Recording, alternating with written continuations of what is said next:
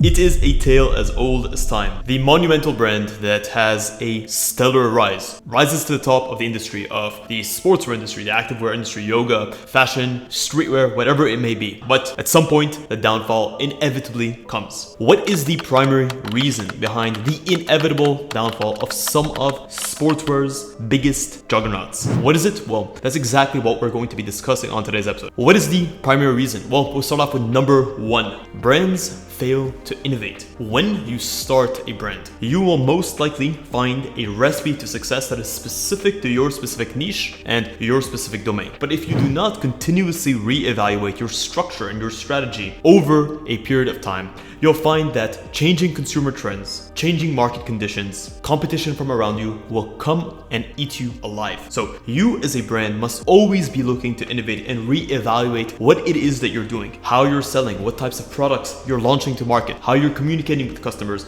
and you cannot rest on your laurels. One essential tip to understand here is that fashion is trend focused, and you, with a launch today, are going to have a completely different reaction 6 months, 12 months, a year, 2 years down the line. So understanding where the market is heading is going to be key, and consistently being able to innovate and tap into the changing trend of the moment and the changing vision of the moment. A great example of a company that failed to innovate, failed to stay ahead, and got eaten alive by the competition is Reebok. Reebok was very well known 15, 20 years ago, but today it's virtually unknown, albeit only in some small CrossFit niche segments. And why is this? Because they failed to innovate. They failed to continuously tap into the type of consumer that would buy Reebok's offerings. They failed to upgrade their goods, to compete with the growing competition that was coming from Puma, from Nike, from Adidas, and now today from all of these other sportswear brands that are hitting the market. Number two is poor management decisions. Any company over a prolonged period of time and with a prolonged success will eventually take on different management structures. This is the type of company that was once solo owned but now is led by a board of directors or by investors. Over a period of time,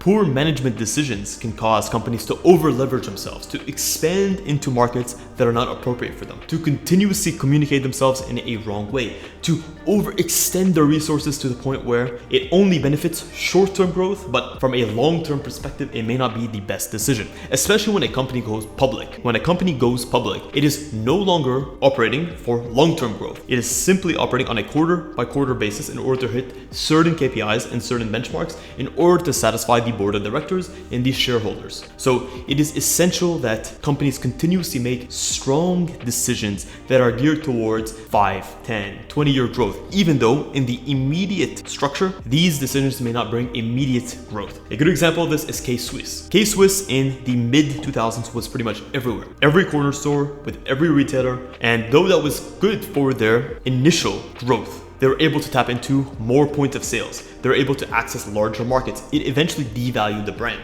It took them further away from their core customer base, and by over leveraging themselves, they couldn't hit sales targets, and they ended up having to down market their products, which ended up making the products look cheap, unwanted, and ended up in the discount bill. Number three is ignoring the digital transformation. In 2024, it may come as a surprise to say companies that are not active and don't have a consistent and strong strategy for how they appear on social media and on digital platforms, also how they structure their online sales platform, their e-commerce stores. These are companies that are definitely, they weren't competing 5 years ago, and they definitely are not competing today. A good example of this is And1. And1 was a very popular basketball brand in the late 90s, early 2000s. It was a brand that definitely had a ton of popularity. It tapped into the social zeitgeist of the moment. It was spoken about. It was very, very relevant in pop culture. But today, you'd be hard-pressed to find anyone talking about And1. This is simply because they weren't able to continuously maintain relevance in the fashion space, because they weren't able to get onto the platforms and in the rooms by which conversations were being had about specific product types. Number four is a misaligned brand identity. When companies start, they effectively have some form of USP or a unique selling point. They tell themselves that this is the market that I'm serving, and they start off by doing this extremely well. Of course, as companies grow, they now need to expand their product range in order to expand their revenue. They now have higher overhead costs. They have more requirements from shareholders trying to achieve the desired growth. They expand their product range, and sometimes they dilute their brand. When companies do this without a focused strategy on how they're going to expand their product range, they no longer are aligned aligned with their core consumer base. Even if you're going to expand, it must be relevant. A good example of this is Under Armour. Under Armour tried to take on the likes of Nike and Adidas by trying to approach a similar growth strategy to theirs by expanding their product range, going into different sublines, tapping into tennis, tapping into athleisure, tapping into sportswear, but without understanding that their core customer base were athletes or people who wanted to be like athletes, people with a strong performance incentive that wanted to see that style of product from them. Number 5 is economic factors. Economic factors essentially mean economic downturns, fluctuations in the market, growth, oversaturation, competition. By not being able to properly address various economic conditions, companies put themselves in risk of going bankrupt and completely becoming irrelevant. As a company, you must be ready to weather any storm, and believe me, the storms are coming if you are not ready with the cash on hand, with the strategy to overcome a period of slow sales, with the strategy to overcome growing competition in the market. Well, you're going to find yourself in a difficult position. A good example of this is a company that is extremely well known in the 70s and 80s called Pony. Pony was definitely having its heyday in the 70s and 80s, but due to various economic conditions, the second a strong recession hit, they were unable to overcome it. They simply did not have the cash on hand to weather that storm. Number 6 is consistent and nagging quality control issues. Quality control is key because the product that your customer receives is going to be the primary thing by which they leave a lasting impression and they leave a review of your business. If I'm charging you a premium price point, but the product that I give you as part of that premium price point is not up to par, doesn't have the workmanship, the quality, you're unlikely to recommend it to a friend. If anything, because of how fast negative press travels, you're much more likely to go and be vocal about it, to tell people to actively avoid a company. This is the same exact issue that overcame Umbro. Umbro was extremely well known for in the 90s and in the early 2000s as being a premium, high quality brand that actually manufactured in areas in Europe and was very good at maintaining a high level of quality.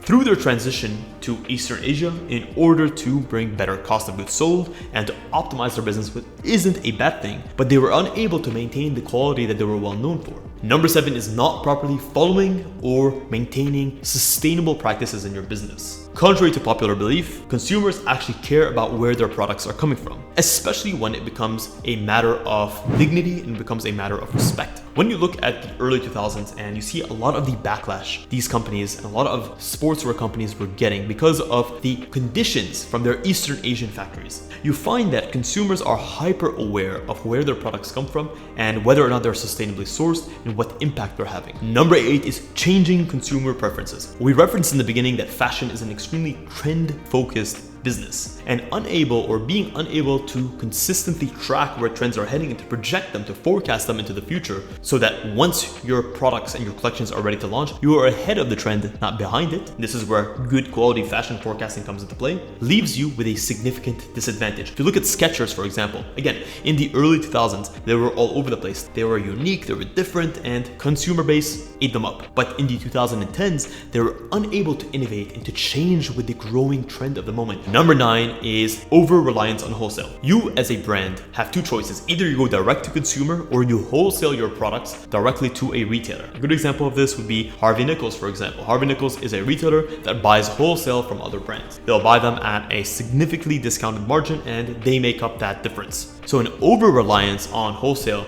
is not only an outdated method, but it's also a method with a far lower profit margin, and it gives you much less feedback because there's an added layer of information between you and your customer. Well guys, that is it.